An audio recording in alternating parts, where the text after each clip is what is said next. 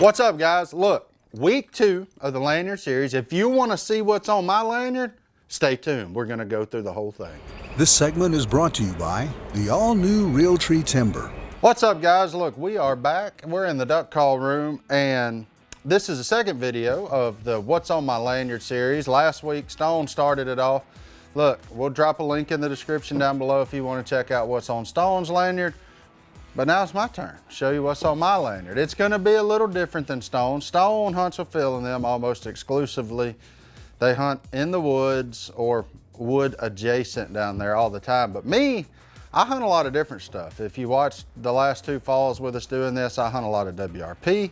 I hunt a lot of rice fields. I hunt a lot of timber. I try to bounce it up and stay where the ducks are at. I mean, just to be honest, I don't sit in one place and wait for them to come to me. So I put a lot of miles on my truck, put a lot of eyes on ducks, and then just go where the best hunt is, hopefully. I mean, now, you know, just like anything else, you run into times where it ain't no good anywhere. But for the most part, you can always find some ducks somewhere. So without further ado, I'm just gonna go straight into my lanyard. This is mine. It's a custom lanyard that I had some guys build for me. The reason I like it is it's flat on top, just kind of like our Cutdown lanyards flat on top, but it's a narrower band, and it's got elastic in it. So, you know, you do this enough, everybody's got their own things that they like. That's what I like, because when you're going through the woods or chasing cripples or doing anything like that, if that lanyard gets caught on something, it's not gonna snap your neck back. It'll stretch with you. But as far as the calls go, I carry 3 mallard calls with me at all times. Why 3 mallard calls? Because every day is a little something different in the world of duck hunting. Some days I need to scream at them. Some days I need to be really quiet. And some days, I'll just be honest with you, it's best to leave them all in your pocket. So you just need to read the ducks, figure out what they're doing, what they like, and go from there. But my number one go-to, and the reason it is smack in the middle, is the Cutdown 2.0. You can see this one is not gonna look like the one on the shelf because I've used it so much that the plastic is now cloudy. It's not that clear blue and clear. It's had a lot of dirt in it, a lot of biscuits, a lot of everything in it. But this is my favorite call by far, and the one that I use every day, regardless of situation. I'm gonna start with this one. He sounds a little something like this.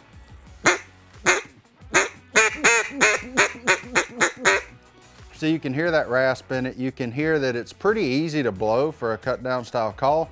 Doesn't take a lot of air. I would show you that you can get a full range of motion out of it, but I'm not going to, because this is YouTube and I don't want to blow your ears out. So you're welcome for that, but just trust me, you can scream on this thing if you've got to. My next one in the rotation is the Cutdown Reacher. Now this is a call that I grew up blowing before I worked at Duck Commander. When I was just a duck hunter, I found the Cutdown Reacher at a store, bought it, and we started making it again. So it's kind of nostalgic for me. I don't use it as much because it does take a little more air to blow than say the Cutdown 2.0. But there are days when the ducks definitely respond to it better than they do the 2.0. And I always have it, and it's just like looking back in time on my lanyard. So it's gonna sound very similar, but you'll tell that it takes a little more air. So if you're new to duck hunting, this probably isn't the call for you. This is something that's designed for a little more experience with your airflow and pressure and all that kind of stuff. But it's gonna sound something like this. See, it's a good bit louder. It's got kind of a higher pitch, a real tinniness about it, if you will. That's one of the words we use to describe duck calls. So it's really good at breaking ducks, and it's also good if they go away from you and turn, you can hit them with that sharp note, and a lot of times they'll go just like that, come back to you, and you can continue working them with another duck call. For those cloudy still days that I referenced earlier, my favorite call, the Camo Max. So it's made out of an ABS plastic, where it's the same material as the Cutdown Reacher, but it's just a lot softer, more mellow tone. I'll go through it too, but on those days when it's still and cloudy and you need to get can't, stuff like that, this is my go-to call. So it's gonna sound, you'll notice all these sound very similar probably to you, But as me, who's around them all the time and blows a duck call a lot and hunts a lot, they all have a different purpose, and I've all seen ducks respond to them differently. So that's why I carry 3 of them. And you see how that's just a little softer, a lot more mellow, doesn't have all the rasp, it gets a little clearer. That's why I keep him on there for those cloudy, still days, right there. That guy right there. And if you have to, if you're one of those people that like to blow the ducks all the way down to the water, he's a good one, because when they get over the hole, they're not really gonna booger out because it's gonna be so quiet. I don't like to blow all the way to the water. It's just not my style. I like to blow as little as possible. So if I can hit them one time, they lock and they're coming, I'm gonna let them keep coming. I'm not gonna try to force them to do anything they don't wanna do already, because I just go ahead and tell you, you'll die an old man doing that. But that's my 3 primary mallard calls. They stay on the bottom because that's what I use the most. As you go up the lanyard, you'll see I've got a little variety. So I've got the Woodie call. I know Stone went through it. Everybody here tunes their wood duck call a little bit different. I like mine super high. I don't know why, but I've just seen better results. Stone's last week was a little lower. I'll show you the tone difference. It's really easy to do if you like the high tone. When we build them, they're gonna be a little low. That's the nature of the beast. That's what we do, because you can always, yourself, can go and cut a little bit of reed off and make it higher if you want to, but you can't put it back once it's gone. So we build them low. You can custom tune them yourself. Mine, you're gonna notice, is a little bit higher pitched, but it's gonna go.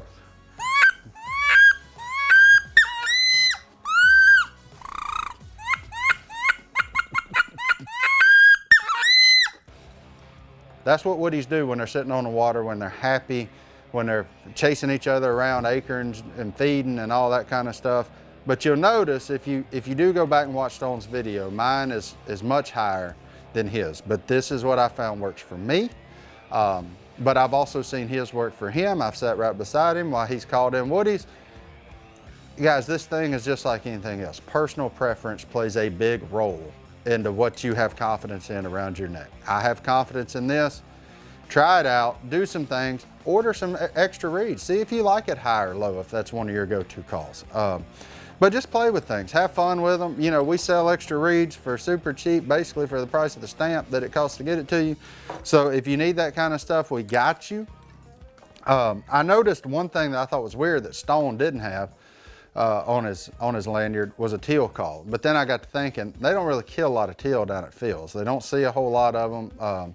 So there really is no reason for him to have a teal call, I guess. But like I said, I hunt a lot of rice fields. The green wings hang out a lot.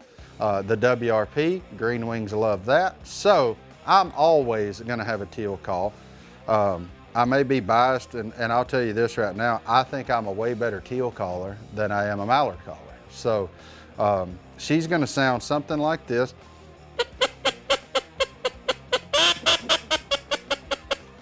So that's all she does. It's a lot like a mallard cadence, but it's a little sped up. Length of notes about the same. A little higher pitch, but just real short, choppy note. Just in case, them specklebellies love WRP. They love rice fields, so I always keep a specklebelly call on me. I'm not great at specklebelly calling, but I'm good enough because we kill enough of them that I suppose it works. But he's gonna sound something like this.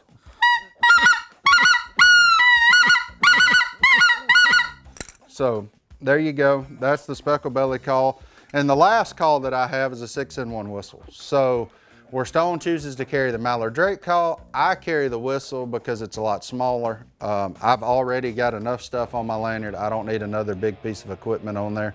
So that's just a quick overview of my lanyard. It's a lot of things, but these are my tools. I guess you could technically call them my employees. I'm with them 60 days a year at least, and man, they're just, I couldn't imagine life without them. But try out a bunch of different calls, figure out what you like, figure out what works for you. This is what works for me. By all means, this is not the end all be all. And be sure you check out next week when we have either Jace or Godwin. I'm not sure who's up next week yet, but one of those guys is gonna go through their lanyard as well. We appreciate you watching. If you like this video, be sure to comment down below. And as always, subscribe, give us a thumbs up, and we'll see you next time.